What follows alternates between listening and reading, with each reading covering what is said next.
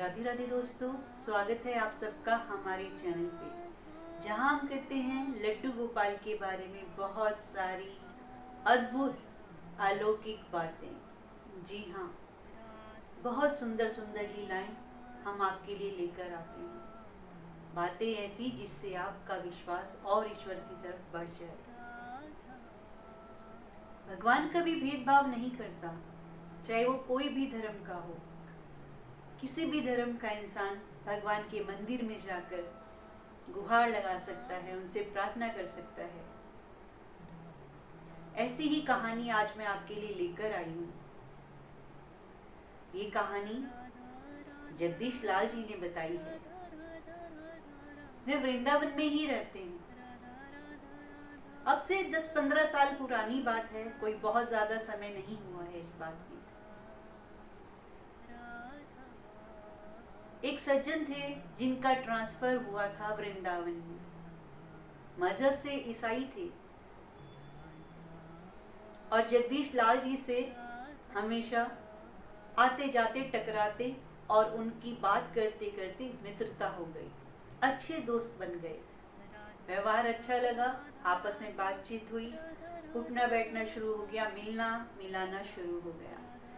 एक दूसरे के सुख दुख में काम आते, कभी पैसों से कभी शरीर से, जैसे भी हो पाता एक दूसरे की मदद करते। अच्छे दोस्त की तरह साथ साथ रहते थे।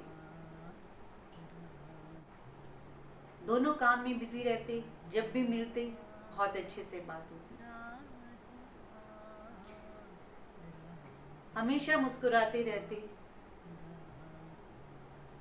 एक दिन जब जगदीश लाल अपने घर से बाहर निकले कुछ सामान खरीदने, सामने से देखते हैं उनका दोस्त आ रहा है। चलते चलते उसके करीब पहुंच गए और क्या देखते हैं कि बहुत उदास और बहुत परेशान लग रहा है। जगदीश जी उनको कहते हैं, क्या हुआ, तुम तो ऐसे नहीं दिखते, हमेशा हंसते रहते हो, क्या बात हो गई है, सब ठीक तो है? वो कहता है, भाई क्या बताऊं यार, बहुत परेशान हूं। क्या हुआ? पर कुछ समझ नहीं आ रहा। मेरा बड़ा बेटा टिंकू है ना, उसको पता ही नहीं क्या हो गया, रोज रात में चिल्लाने लग जाता है, डर जाता है, चीखने लग जाता है। बहुत परेशान हो रहा हूँ। आस पड़ोस के लोग बोल रहे हैं कि किसी झाड़ फूक को, किसी ओझा को, तांत्रिक को दिखाओ। समझ नहीं आ रहा कि क्या करें। जगदीश लाल को लगा कि आज मैं काम पर नहीं जाता, आज मैं अपने दोस्त की मदद करता हूँ। इसकी परेशानी में मैं साथ नहीं दूंगा तो कौन देगा।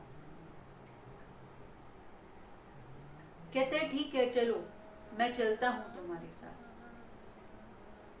एक जगह गए, झाड़ फूक कराई, जो भी वो दवाई बबूती जो भी देते हैं वो सब किया।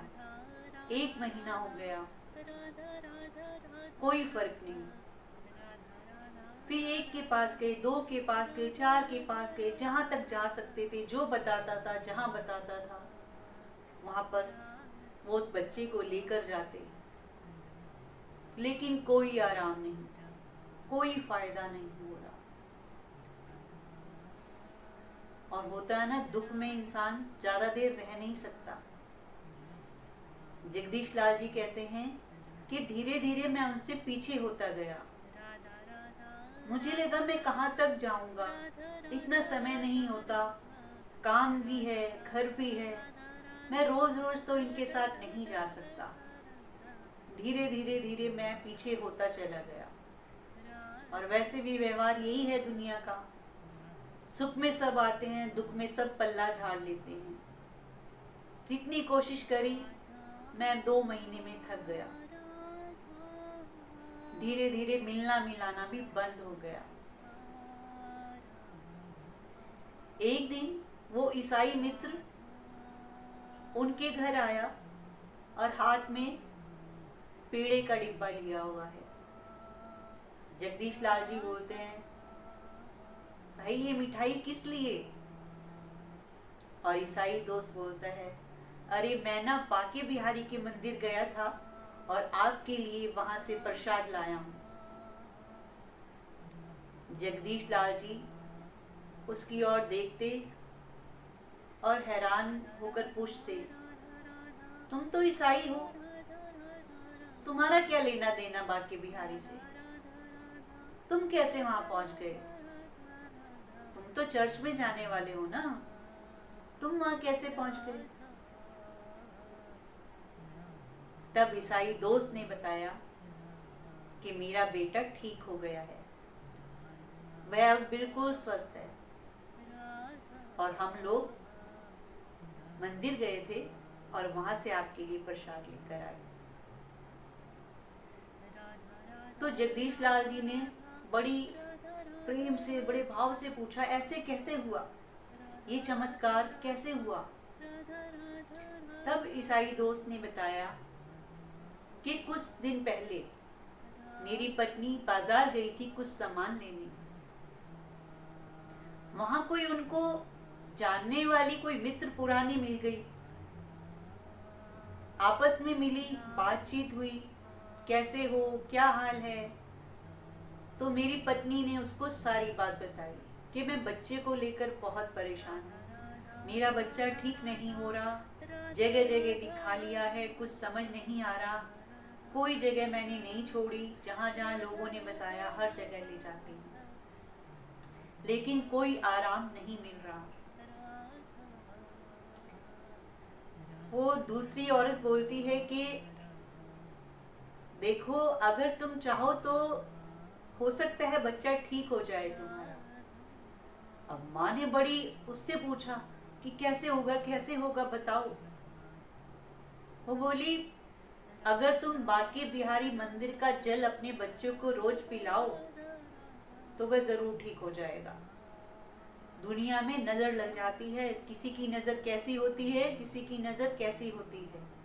हमारे यहाँ तो जब भी किसी के साथ कोई दिक्कत होती है, हम तो बांके बिहारी मंदिर से जल लाते हैं और अपने बच्चों को प्रसाद देते हैं। तुम अगर विश्वास करो, क्योंकि तुम ईसाई हो, तुम अगर विश्वास करो, तुम मंदिर तो नहीं जाओगी, लेकिन मैं तुम्हें वो जल लाकर दे दूंगी, तुम रोज अपने बच्चे को पिलाना और विश्वास के साथ पिलाना।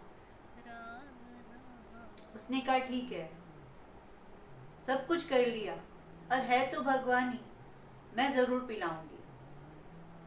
उस औरत ने वही उसको जल पिलाना शुरू कर दिया और मेरा वो बच्चा ठीक हो गया। जब मेरा बच्चा ठीक हो गया, तब मेरी पत्नी ने मुझे बताया कि ऐसे ऐसे मुझे वो मिली थी और उसने सब बताया कि जल पिलाने से आपका बच्चा ठीक हो जाएगा। मुझे भी नहीं पता था कि प्रभु की कृपा मेरे ऊपर हुई। और फिर हम सब आज मंदिर गए। तब जगदीश लाल जी ने पूछा कि अब तुम क्या करोगे, अब तुम क्या करोगे, अब तुम ईसाई रहोगे या तुम अब हिंदू हो गए हो, अब तुम क्या करोगे? क्या तुम्हारा बेटा अब भी वो जल पीता है? तब ईसाई मित्र ने कहा कि पीता भी है और पिलाता भी है। वो प्रसाद लेकर जाता है, रोज मंदिर आता है और सबको चरणामत देता है, क्योंकि वह वहां से ठीक हुआ है। बिहारी जी का बहुत आभार मानता है। उसका विश्वास देखकर मैंने उससे फिर क्वेश्चन किया कि तुम अब क्या करोगे, अब तुम चर्च जाओगे या अब तुम मंदिर जाओगे? तो उसने बहुत अच्छा जवाब दिया कि जब मैं मंदिर गया तो आके क्या मैं बदल गया? जब मैं मंदिर गया हूँ तो आके मैं रहा तो इंसान ही हूँ। ये तो हम लोगों ने ही मजहब बांट दिए हैं, भगवान ने हमें एक जैसा बनाया है। बिहारी जी सब पर कृपा करते हैं, बस उन पर विश्वास होना चाहिए। उन्होंने मेरे ऊपर कृपा की तो मैं क्यों छोड़ दूं? जब उन्होंने कोई फर्क नहीं किया, सबको एक जैसी धूप दी, सबको एक जैसा प्रकृति दी, सबको एक जैसा अनाज दिया, तो फिर क्या व्यवहार रह गया? मैं तो उनका ही बच्चा हूँ और मैं हमेशा उनसे मिलने जाऊंगा। तो बात है विश्वास की। आप विश्वास रखिए। विश्वास से भाव में होकर उनकी पत्नी ने उनको जल पिलाया और वो बच्चा ठीक हो गया। विश्वास से बड़ा कुछ नहीं है। हम कहते हैं फलानी जगह जाओ, ये जगह जाओ, भूत प्रेत सब खत्म हो जाएंगे, बड़ा तांत्रिक है, लेकिन ईश्वर से बड़ा भी कुछ है क्या? कुछ नहीं है ईश्वर से बड़ा। जब विश्वास हो जाएगा ना आपको, तो आपका डर खत्म हो जाएगा। मैं आपको अपनी ही बात बताती हूँ। अभी 2-4 दिन पहले मेरे घर में जैसे ही एंट्री करो तो जाली का दरवाजा है। जाली के दरवाजे के अंदर एक मुट्ठी जैसे चावल किसी ने ऐसे डाल दिया हो। कोई आया नहीं हमारे घर, कोई गया नहीं। रात को हम सोए हैं, कोई चावल नहीं थे, सुबह पड़े हुए थे। अब देखकर मन में 1 मिनट के लिए आया, अरे ये क्या किया किसी ने, ये कैसे आ गए? क्योंकि घर में औरत जो है वो मैं ही हूँ और राशन का, किचन का सब सिस्टम मेरे हाथ में है। ना मैंने उठाए, ना घर में आए, ना किसी को दिए, चावल खोले ही नहीं गए, तो वो चावल आए कहाँ से? 1 सेकंड के लिए मन में आया कि ये कैसे। अगले ही पल सोच लिया, शायद माता लक्ष्मी मेरे घर खुद आ रही है। जहां इतनी बात सोची, जहां भगवान को समर्पण कर दिया ना कि प्रभु तुम ही हो हर रूप में, हर जगह, तो मन में दोबारा वो बात ही नहीं है। उनको इकट्ठा किया और जो पूजा का हमारा धूप बत्ती का सामान होता है, उस पॉलीथीन में मैंने उन चावलों को डाल दिया, यही सोच कर कि शायद माता लक्ष्मी मेरे घर आई। क्योंकि अब मैं इसमें कहाँ पढ़ूं? जब मेरा बात ऊपर भगवान से हो रही है, जब मेरा विश्वास उन पर है, जब मैंने अपनी पूरी दुनिया ही उनको मान लिया, तो और किसी झंझट में मुझे क्यों पड़ना है? वो संभालेंगे ना। अगर कोई बुरा भी कर रहा होगा तो इसमें मेरे मालिक की तो मर्जी होगी ना, तभी तो उसको साहस मिला ये करने का। और जब साथ में ये है तो डरना क्या? जब भगवान ने मेरी किस्मत लिख दी और मैंने अपना समर्पण कर दिया, तो अब तो वो ही जाने। इतना विश्वास ईश्वर पर बना लीजिए। बहुत विश्वास करोगे, बहुत फायदे होंगे, जिंदगी में आराम हो जाएगा। प्रभु हमेशा कृपा करते हैं। कभी ईश्वर हो, गुरु हो, अपने बच्चों को कभी परेशान नहीं करता, सजा नहीं देता। वो तो उसके अपराध भी ले लेता है, उसके दुख भी अपने ऊपर ईश्वर ले लेते हैं। इतना विश्वास रखिए, प्रभु की भक्ति में जुट जाइए। विश्वास रखिए इस बात पर कि अगर प्रभु की डोर हमने अपने हाथ में ले ली, अगर उसको पकड़ लिया उसका पल्ला, तो फिर हम कहीं मार खाने वाले हैं ही नहीं। हम ऐसे सोल्जर बन जाएंगे कि हम दुनिया की हर जंग में जीत जाएंगे। तो प्रभु से मिलिए, प्रभु पर विश्वास करिए और इस रास्ते पर आगे बढ़िए। तो चलिए मिलेंगे अगली वीडियो में। तब तक के लिए राधे राधे, जय श्री कृष्णा, जय श्री श्याम।